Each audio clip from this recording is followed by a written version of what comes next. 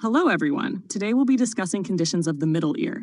We'll move step by step through the most common disorders, their clinical features, and the principles of management. Tympanic membrane perforation.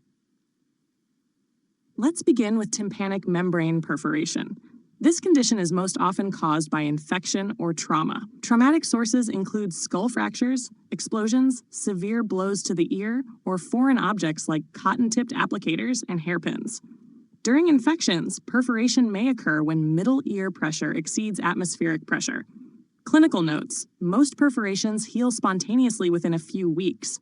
Some take months, and others may persist due to scar tissue at the margins. Patients with head injury or temporal bone fracture should be observed carefully for cerebrospinal fluid leakage.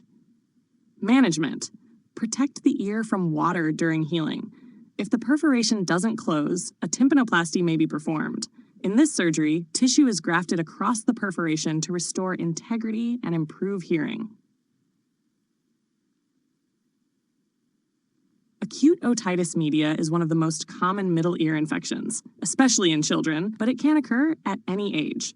It usually follows eustachian tube dysfunction, which may be triggered by upper respiratory infections, allergic rhinitis, or adenoid hypertrophy. Pathogens can enter through the nasopharynx or directly through a tympanic membrane perforation. Clinical manifestations: otalgia, often severe. Pain improves once the eardrum ruptures. Fever, drainage, and hearing loss are also common. Risk factors include young age, recurrent respiratory infections, Down syndrome, cystic fibrosis, cleft palate, and chronic exposure to secondhand smoke. Management: treated with broad-spectrum antibiotics. If perforation occurs, otic antibiotics are added.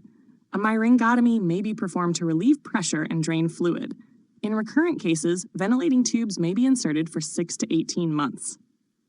Serous otitis media. Serous otitis media is middle ear effusion without active infection. It often results from eustachian tube obstruction and the development of negative middle ear pressure. Causes include recent upper respiratory infection, allergies, radiation therapy, barotrauma from flying or diving. Clinical features: patients report fullness in the ear, congestion, crackling, or popping noises.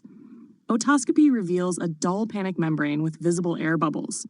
Audiometry usually shows conductive hearing loss. Management: often self-limited unless infection develops. A myringotomy with tube placement may be performed if hearing loss is significant. Corticosteroids may help in barotrauma-related cases.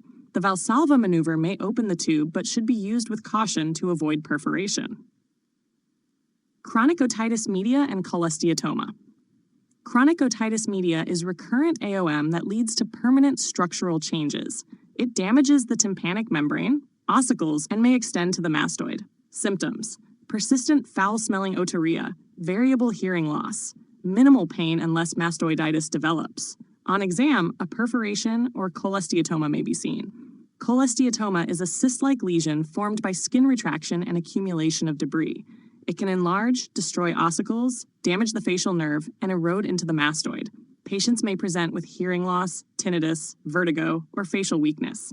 Management: local care with suctioning and topical antibiotics.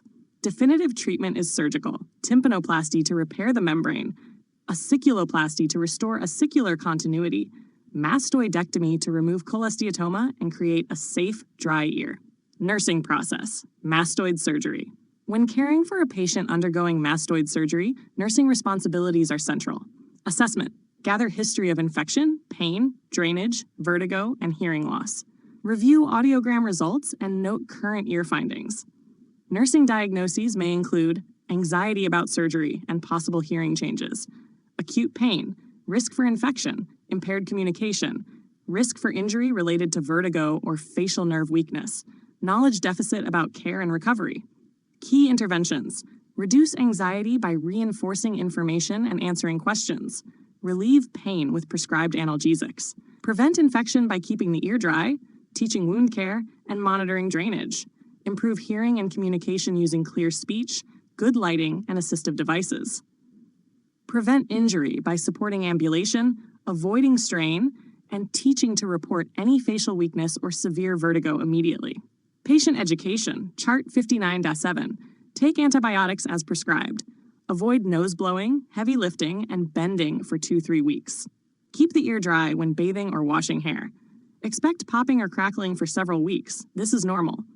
Report fever, purulent drainage, or new neurological symptoms. Otosclerosis. Otosclerosis is a hereditary disorder involving abnormal bone formation around the stapes. It leads to fixation of the stapes and impaired sound conduction. Clinical features: progressive conductive or mixed hearing loss. Tinnitus may be present. Normal tympanic membrane on exam. Bone conduction better than air conduction on RINA test, audio test. Audiogram confirms low-frequency conductive loss. Management. Hearing aids may be effective. Definitive treatment is surgery, stapedectomy, removal of stapes, and replacement with prosthesis. Stapedotomy, drilling a hole in the stapes footplate to insert prosthesis. Most patients experience marked hearing improvement. Post-operative care includes monitoring for balance disturbances. Middle ear masses.